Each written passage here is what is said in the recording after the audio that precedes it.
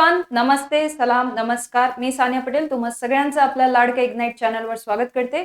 आज हम बात करेंगे इस पर कि अगर अभी तक आपने बिल्कुल ही सीटेट के बारे में कुछ भी नहीं देखा है और फिर भी आपको एग्जाम देनी है और पास भी करनी है, तो ये बचे हुए 7 दिन में आपको क्या करना चाहिए और क्या एग्जाम पास करना पॉसिबल है 7 डेज में। वैसे तो पॉसिबल है क्योंकि सीटेट की एग्जाम बहुत लोगों ने 7-8 दिन पढ़कर भी चीजें की है। बस इतना है कि वो 7-8 दिन में आपको सही चीजें और क्या करना है वो अगर आपके पास में उसका सवाल का जवाब है तो अगर हम देखें बात करें कि सीटेट की जो एग्जाम है वो एक्चुअली February 8 2026 को हो रही थी, बट ड्यू टू बहुत ज्यादा एप्लीकेशंस आने की वजह से 7th को भी होगी। यानी कि हम यहाँ पे देख सकते हैं कि यहाँ पे you will be having 7th and February 7 को भी होगी 2026 एंड February 8 को भी होगी। तो मोटा मोटा अगर हम पकड़ लेते हैं तो आपके पास 7 दिन ही बचे हुए हैं। अब ये 7 दिन में अभी आप कैसे करोगे?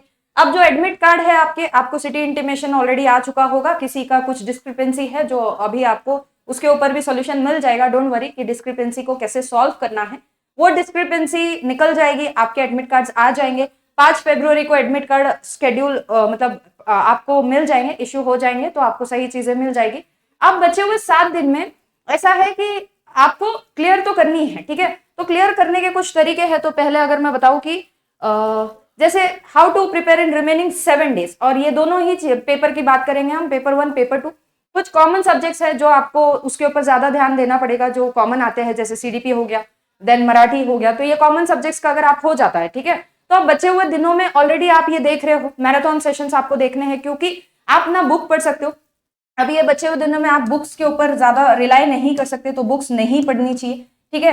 कोई न्यू कॉन्सेप्ट आपको नहीं देखना चाहिए। अगर कोई कॉन्सेप्ट आप सोच रहे हो कि मैं ये समझ लूंगा, तो न्यू कॉन्सेप्ट के ऊपर ज्यादा ध्यान नहीं देना चाहिए। जो पढ़ाया हुआ कॉन्सेप्ट है, जैसे हमारा सीटेट में, सीडीपी में हम देखते हैं कि प्रायर नॉलेज को आपको क्या करना है, कनेक्ट करना है, तभी आपको वो काम आएगा।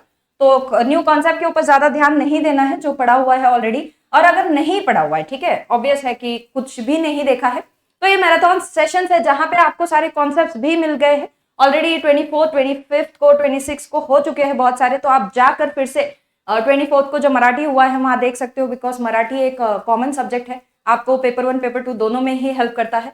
सीडीपी एक ऐसा कॉमन सब्जेक्ट है जहां पे आपको दोनों ही, अगर आपको सीटेट में कुछ चीजें क्लियर करनी है, तो अगर आप सीडीपी वाला जो सेक्शन है वो क्लियर कर लेते हो, तो उसका जो आपको हेल्प है वो सभी में हो जाती है। तो आप जाके ये मैराथन सेशंस देखिए, और जो अभी तक नहीं हुए हैं आप उसको ज्वाइन कर सकते हो। देन ये जो मैं बोल रही हूँ कि सीडीपी ऐसा सब्जेक्ट है कि आपको कॉमन सब्जेक्ट है, 30 मार्क्स दिलाता है। अगर आपने इसमें जो कॉन्सेप्ट है वो ऑलरेडी एक बार बैठकर देख लिए, तो कुछ क्वेश्चंस है जो आप इसके थ्रू सॉल्व कर सकते हो। जैसा एक सवाल आता है कि आलम्बन या फिर स्कैफोल्डिंग के बारे में सवाल आता है। अगर आपने सीडीपी में ये कॉन्सेप्ट किया है, तो स्कैफोल्डिंग क्या है, आलम्बन क्या है, तो ये सवाल, ठीक है, व्हाट इज स्कैफोल्डिंग, इसके ऊपर कुछ ये आ जाते हैं, आपको ऑप्शंस आ जाएंगे व्हाट इज स्कैफोल्डिंग को लेकर। तो अगर ये ऑप्शंस आपने देख लिया और आपको समझ गया कि आलम्बन क्या होता है, स्कैफोल्डिंग क्या होता है, मदद देना होता है, तो ये जो ऑप्शन में है आप ऑप्शन सिलेक्ट कर जाओगे, ठीक है। यहाँ पर भी ये क्वेश्चन आएगा, सीडीपी में भी आएगा, फिर आपको सेम क्वेश्चन मराठी में भी देखने को मिल जाएगा कि आलम्बन क्या होता है, पाड़ क्या होता है, मचान क्या होता है। हिंदी में भी आपको देखने को मिल जाएगा कि आलम्बन क्या होता है, मचान क्या होता है, यानी कि कॉमन है। तो चीजें अगर कॉमन हो रही है, कॉन्सेप्ट्स आपके कॉमन क्लियर हो रहे हैं, तो बहुत ही अच्छी बात है, ठीक है। तो कॉमन सब्जेक्ट्स है, कॉमन चीजें हैं, आपको वो करनी है, पहली बात। दूसरा, आपको मैराथन सेशन करने हैं, जो मैंने अभी बताया कि मैराथन सेशंस कर लीजिए। यहाँ पे कंटेंट सिर्फ आपको सुनना है, ज्यादा आप कुछ पढ़ नहीं पाओगे, बुक्स आप रीड नहीं कर पाओगे, तो बुक्स तो रीड नहीं करने हैं। न्यू कॉन्सेप्ट्स के ऊपर ज्यादा ध्यान नहीं देना है, जो बताया हुआ कॉन्सेप्ट है। और अगर आपको बिल्कुल ही नहीं पता है तो आप यहाँ पे कॉन्सेप्ट क्लियर कर सकते हो। दूसरी बात, आपको फोकस इन सब्जेक्ट्स पे करना है। कुछ कॉमन सब्जेक्ट्स होते हैं, जैसे सीडीपी हुआ, 30 मार्क्स के सब्जेक्ट है, मराठी है, आपने जो भी लैंग्वेज ली होगी, हिंदी होगा तो हिंदी भी कैसा है, एक सब्जेक्ट है जिसके आपको मार्क्स मिल सकते हैं, और मैथ। और बाकी आपको पता है कि पेडागोजी से आपको चीजें मिल ही रही है।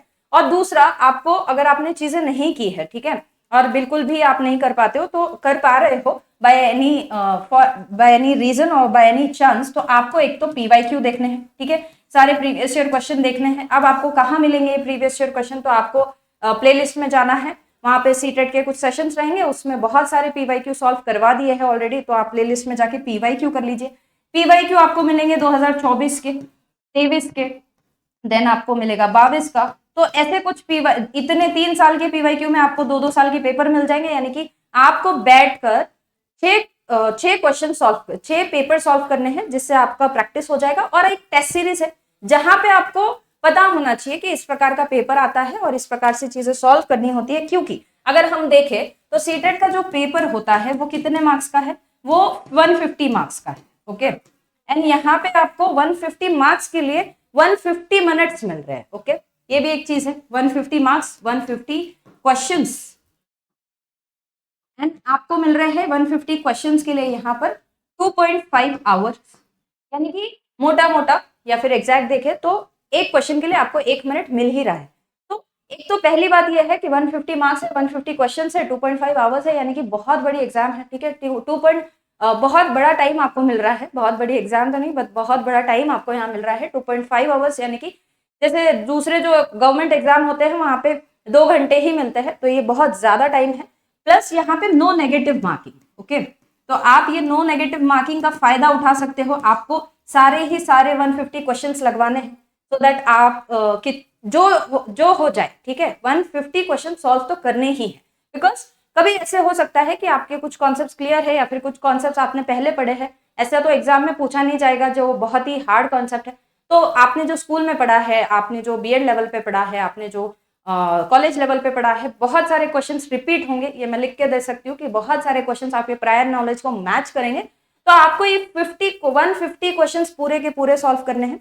और रही बात नो नेगेटिव मार्किंग की, तो इसका फायदा उठाना है, फुल अटेम्प्ट लगवाने हैं यहाँ पे। ओके, और दूसरी अगर बात देखें तो एंजाइटी वगैरह जो है, जो न्यू स्टूडेंट्स हैं जिसने पहली बार सीटेट दे रहे हैं, अभी तक नहीं दी है, तो उनके लिए भी मेरा यही बोलना रहेगा कि सीटेट एक ऐसी एग्जाम है जो कौन से लेवल के स्टूडेंट्स के लिए पूछी जा रही है, यानी कि आप जिसको पढ़ाने वाले हो, तो 8 स्टैंडर्ड तक का लेवल दिया है। ओके, पेपर 1 है कुछ जो लेवल के लिए, और पेपर 2 है तो कौन से लेवल तक है, 8 स्टैंडर्ड तक। तो कॉन्सेप्ट्स भी जो पूछे जाएंगे तो वो 8 स्टैंडर्ड तक पूछे जाएंगे। तो जो अभी न्यू जो सीटेट देने वाले लोग हैं, न्यू अटेम्प्ट जो करने वाले हैं, न्यू फर्स्ट टाइम वाले न्यू स्टूडेंट्स, ठीक है, जिसका फर्स्ट टाइम सीटेट है, तो उन्हें ये बात याद रखनी चाहिए कि कॉन्सेप्ट्स जो रहेंगे वो कौन से लेवल पे रहेंगे, कॉन्सेप्ट्स रहेंगे स्कूल लेवल के। ओके, और इस प्रकार के अगर स्कूल लेवल के आपको दे रहे हैं तो आपने ये कॉन्सेप्ट स्कूल में भी किया है, कॉलेज में भी किया है, आपके बीएड लेवल पर भी किया है। काफी बार ये कॉन्सेप्ट हो जाते हैं, तो सबकॉन्शियस माइंड में चीजें छपी हुई रहती है।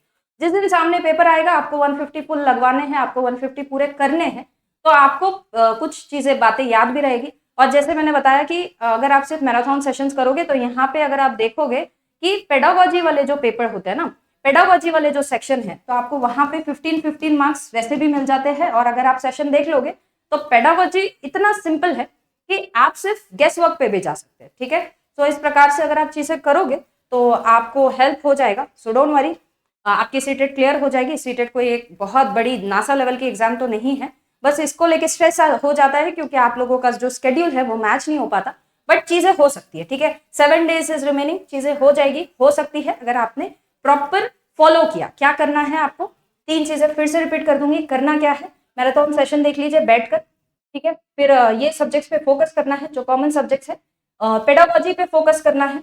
ओके, कुछ टेस्ट लेनी है क्योंकि टेस्ट इसीलिए इंपॉर्टेंट है, टेस्ट लगवाना इसलिए इंपॉर्टेंट है।